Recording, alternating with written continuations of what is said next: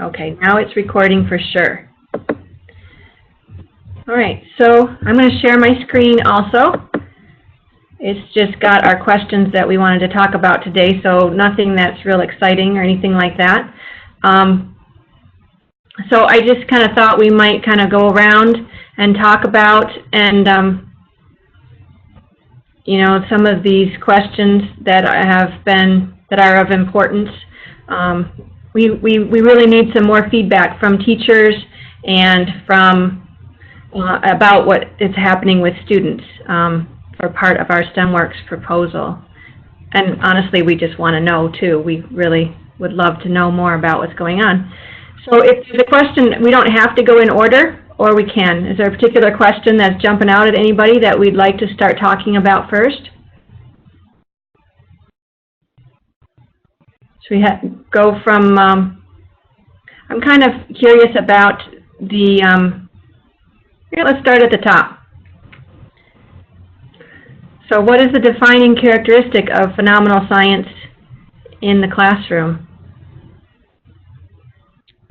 I'll go first. I think that ownership of learning maybe is what I think of. Ownership of learning is one thought that came to mind, and engagement is the other that came to mind for me. So tell us more about what you mean by ownership of learning. Instead of me telling the kids science concepts, they are talking about them themselves, trying to prove them by themselves, engaging in activities to prove it. And really, at least at my level, a lot of it is talking, but it's them talking instead of me talking. Mm-hmm. That sounds exciting. And I would have to say that would be also for Elle. I think my class is phenomenal. They're talking more to each other and problem solving with each other, piggybacking ideas rather than talking at each other. So it's a different kind of culture that's being created. I also think that their problem solving and their creativity is much, much better with phenomenal science than with what we were using before. So is it the creative aspects of the problem solving that you feel make it better, or are there other aspects of the problem solving that make it better? I think one, just their willingness to share their ideas, and that everybody's sharing ideas. It's not just one or two kids and everybody jumps on the bandwagon and off they go. If each kid is saying, but wait a minute, what if we did this? What if we added this? And they're piggybacking on each other's ideas. Instead of just saying, oh, well, Johnny said we should do this, doing it Johnny's way. They're more cooperatively. And so I think that's really exciting. And just their whole tone when they love their science notebook. And, you know, I've had kids in tears because they lost their science notebook for 5 minutes. Because, like Alice said, they have that ownership of it, and it's theirs, and it's important to them. And I think that's really nice to say that. They don't worry about their notebook. Alice, I think you mentioned engaged also, more engaged. Yes, and that's part of it. If they're responsible for their own learning, they get to do more of the thinking and just because we have activities, it is science. First graders will tell you they love science no matter what it is, but rather than watch a movie to find out about things, they're doing things with their hands. That's what I mean. And they just are into it. They start talking about it at other times. During reading, they'll be saying, hey, this is a book about turtles, and look, it shows here, you know, how many eggs they lay and things like that. So they talk about it at other times than just science. That's got to be exciting and powerful to see too, when you see them making those real connections on their own. Mm-hmm. Yeah. All right. Well, let's take a try at the second question here.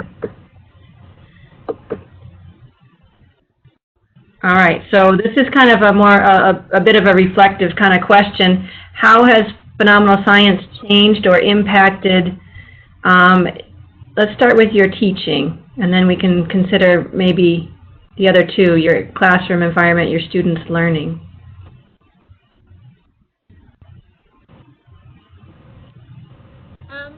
I think for me, my classroom teaching is, I was always doing experiments, but I think because it's more of a student-like inquiry,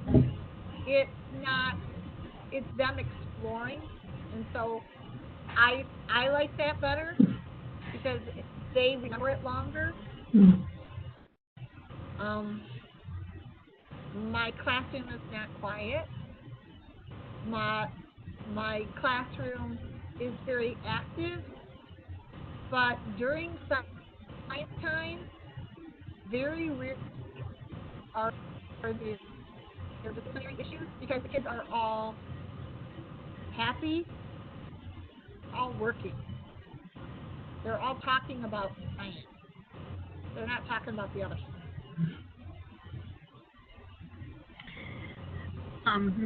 So my teaching for science in the past was most definitely big books, reading big books, and watching movies. And it was more a topic.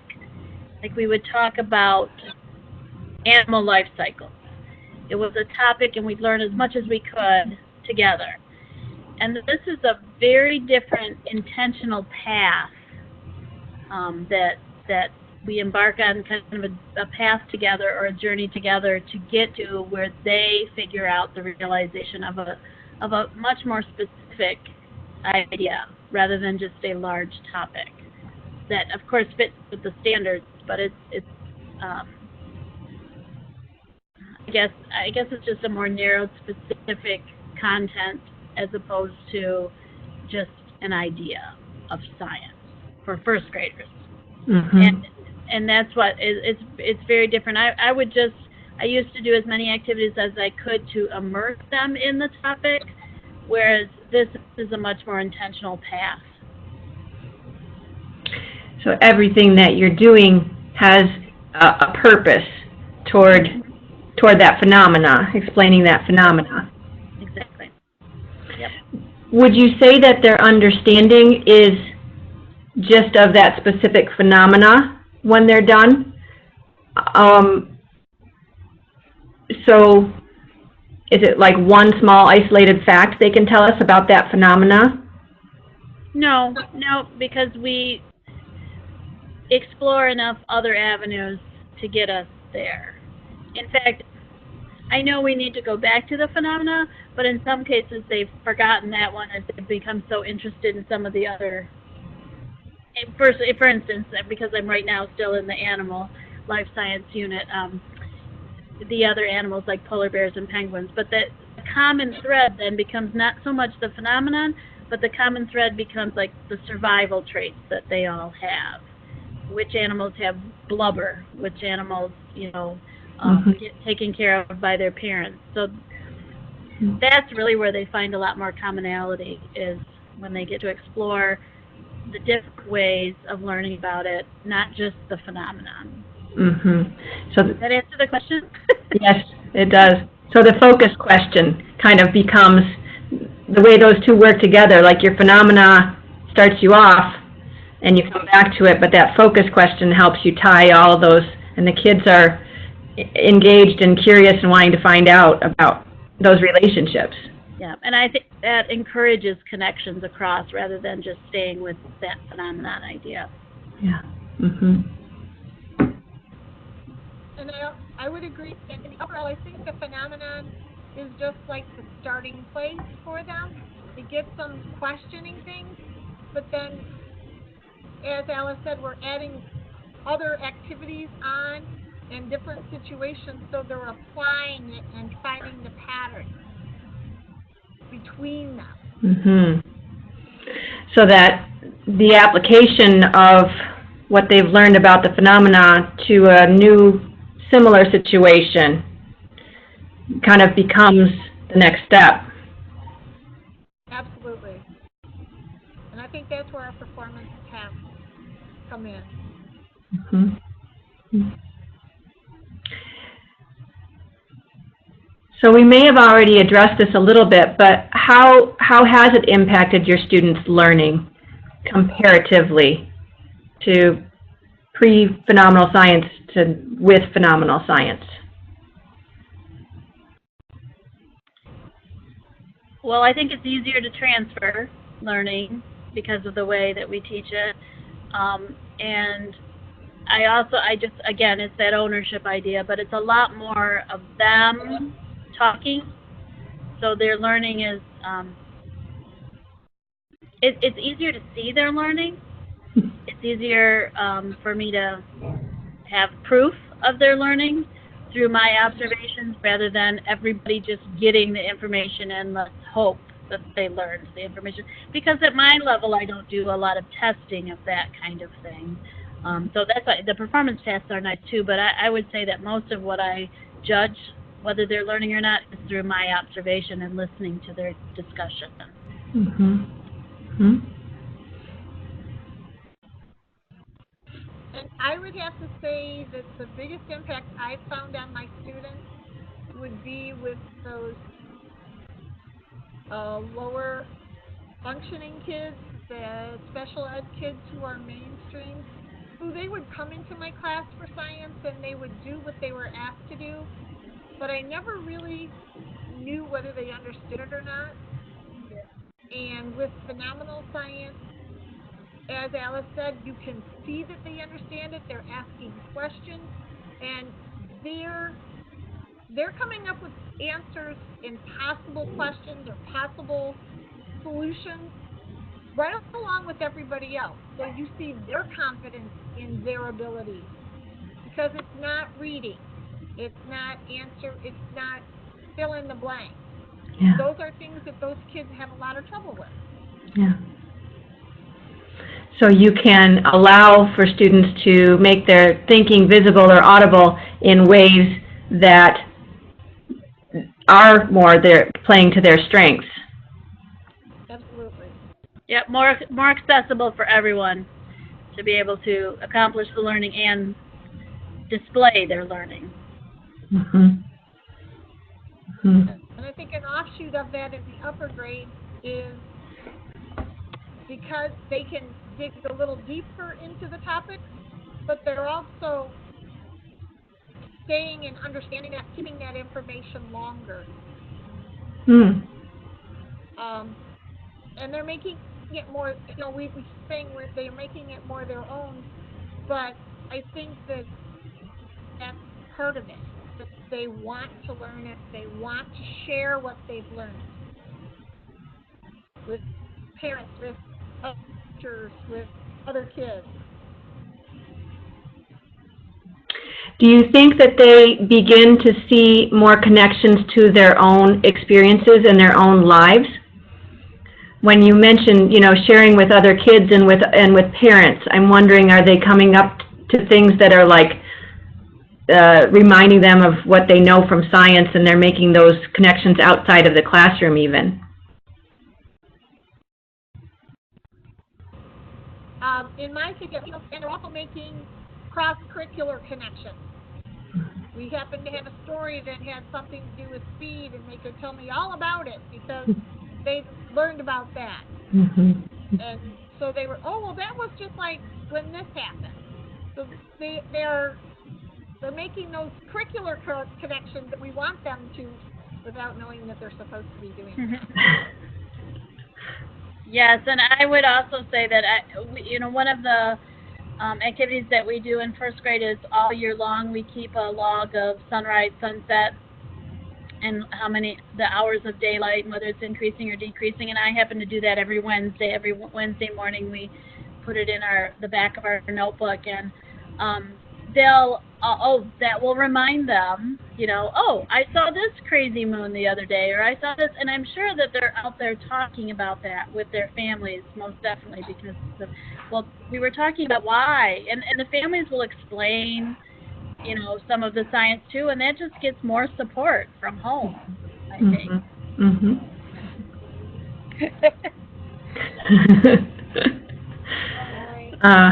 It's good to have guests. Well, oh, well, that all sounds very exciting. Well, let's take a gander at another question here. I have to keep sharing, or I forget what the questions are, so. No, I don't know what they are either. I didn't think about them at all. Oh, that's good. You didn't have to.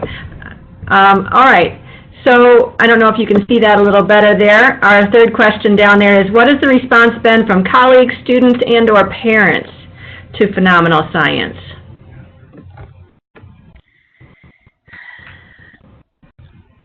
Students love it. Colleagues love it or are concerned about how much time it takes. That is the most difficult thing for us. And here at our school, we just have been making math more of a priority as well. And I think we're going to add time to our math.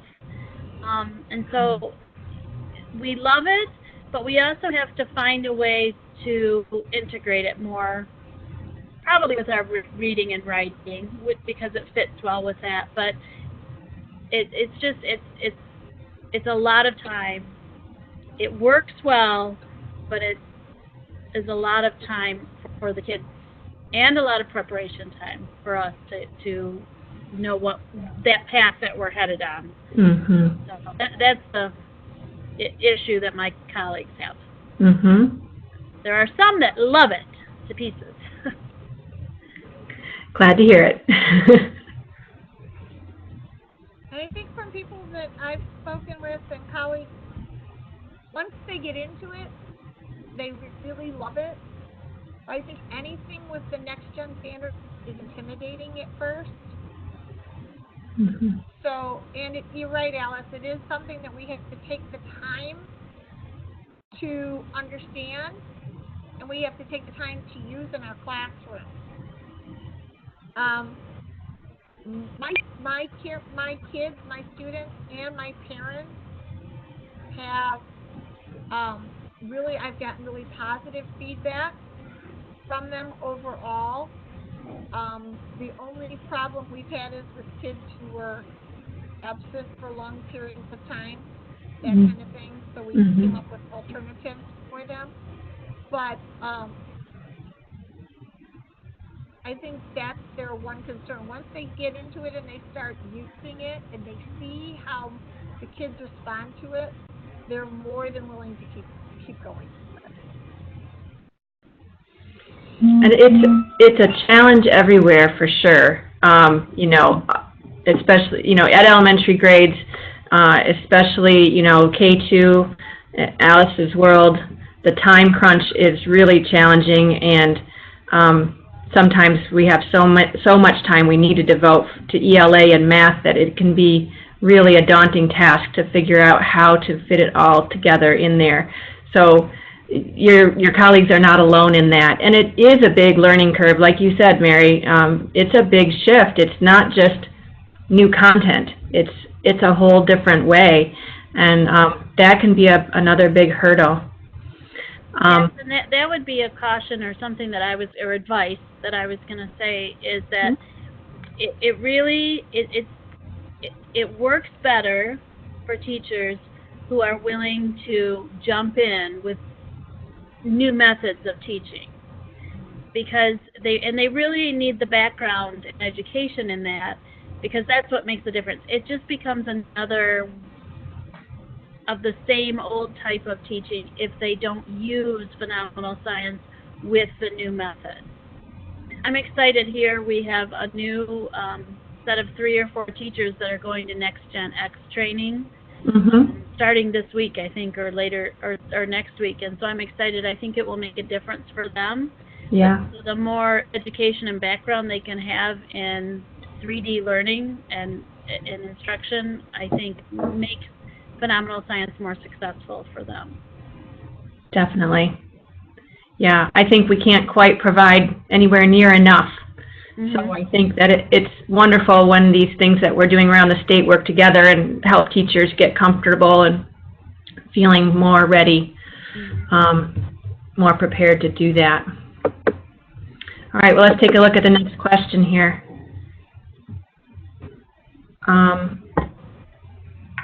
We talked briefly about this in some ways, but how has Phenomenal Science addressed equity kinds of issues, diverse learning needs, differentiation?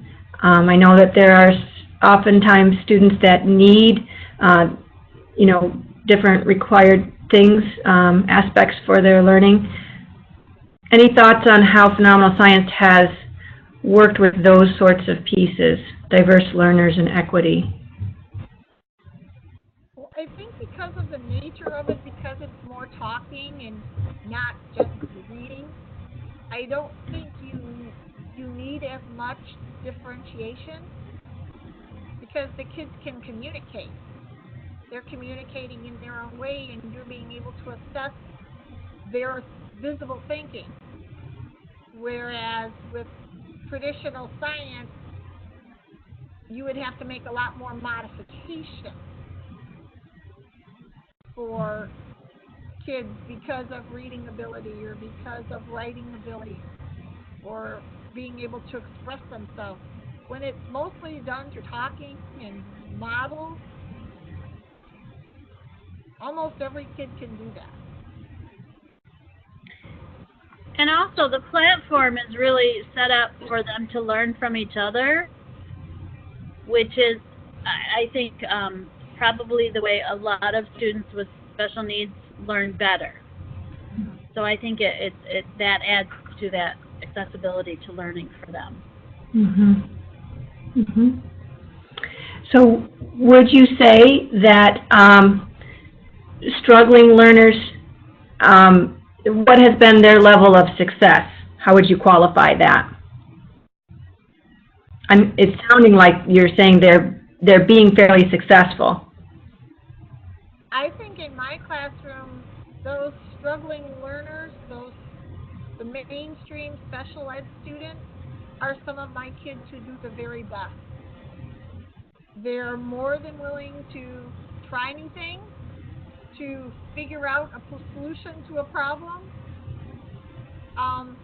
And when they do that, and then what would be the mainstream students are taking their ideas and adding to their ideas, their confidence level just goes through the roof. So was that the case, Mary, with other curriculums when you've done science with those types of learners in the past? No, for the most part, they would come in, they would listen, they would watch the movies, and they would have a written test, and they would have to maybe remember 3 or 4 facts. And that's pretty much all they had to do. So they would do it, but they wouldn't interact with the other students to the same extent that they do now.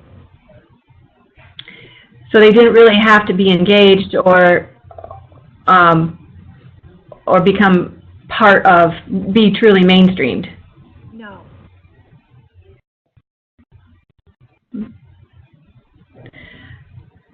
How about the diversity kinds of questions? You've mentioned that students are learning from each other and talking with each other, and I think that both of you probably have some, element of diversity in your classroom, different cultures, different types of family situations, and those sorts of things.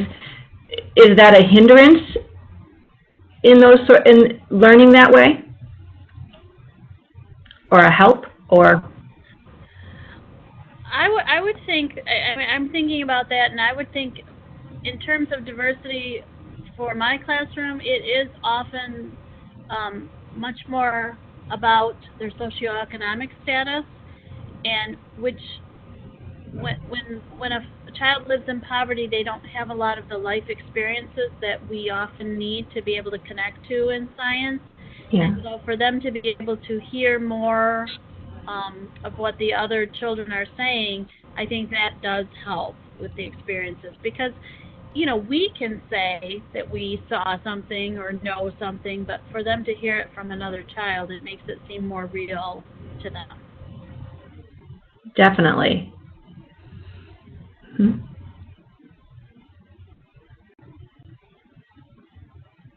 Do you want to take a gander at that one too, Mary? No, I absolutely agree with Alice. My class is very diversified, and I would think the kids work together or share ideas across all of. There are no boundaries, other than when we have to stop doing science. How do they like that boundary? Usually, they're not real happy with it, unless they're going to lunch or recess. Or it's a birthday treat. Or a birthday treat. Yeah. You can't beat birthday treats. Okay. Share my screen one more time here. I think that's all. We just got one more question, and it's just, and maybe we've already addressed this, so feel free to say that, but what have been your student outcomes?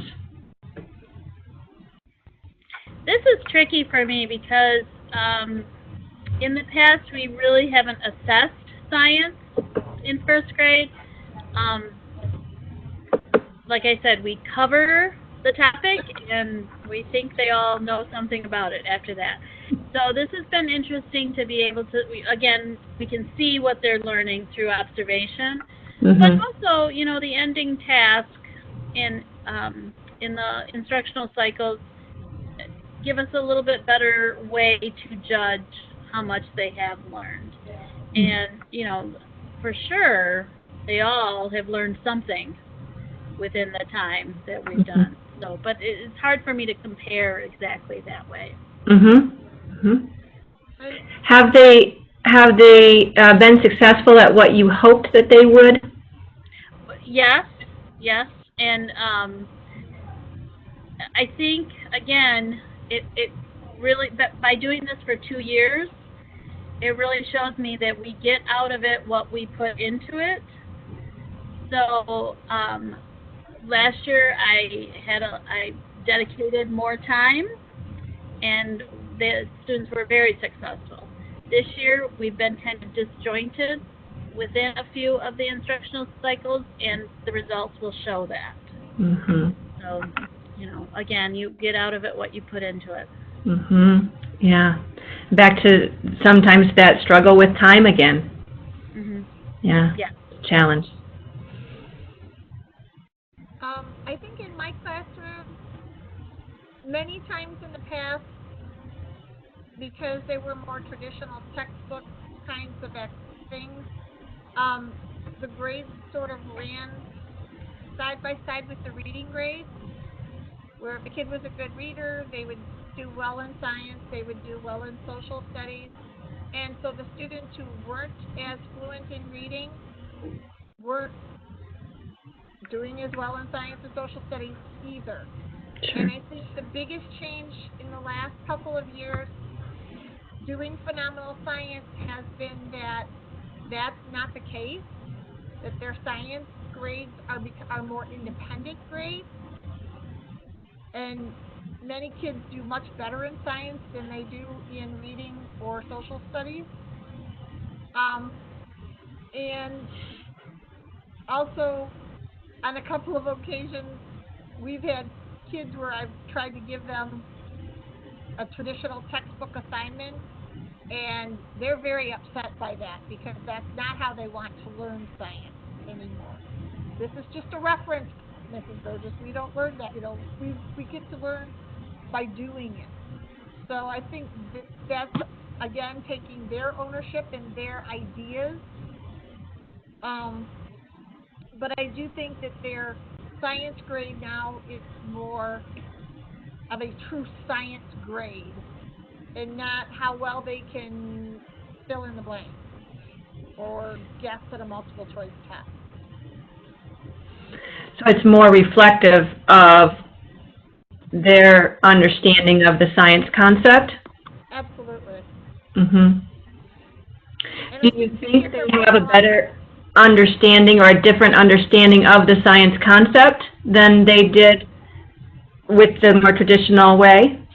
I think they're putting a lot more time and effort into their models, their presentations, their explanations than they ever did into past lessons from the other traditional assessments or essay questions. Mm-hmm. So they are really engaged in owning it. Absolutely. Mm-hmm. All right. Well, thank you both. That's all of my questions, but do you have anything else that either of you would like to add for posterity's sake, or? Well, not for posterity's sake, but I was thinking about this as we were talking earlier about the way it's impacted my teaching. Mm-hmm. And so a lot of the science discourse ideas also I use in my math talks and number talks now. So it's a lot of the same language that the kids are able to use. And this year, you know, like I agree and I respectfully disagree because, and this year I've been attending a few sessions of professional development of a group called Teachers Learning Together. Nice. And we talked a lot about precision partnering and how we give them, we set it up, your partner A and your partner B, and we give them the sentence frame of how to talk about things. And that just, again, ties it all in with any ELA discussions we have, our math talks, and our science discourse. And social studies when we get the chance to teach that as well. And I was thinking as Mary was talking that we just need to now come up with a new social studies program too, to really incorporate more role play and simulations and things so that they can learn in a more engaged fashion for social studies too. So that's next. That's what we need to do next. Wouldn't that be wonderful? Yeah. But you've really seen an impact then in how you teach across the board from some of the things you're learning and practicing in phenomenal science. Yeah, absolutely. I find that exciting.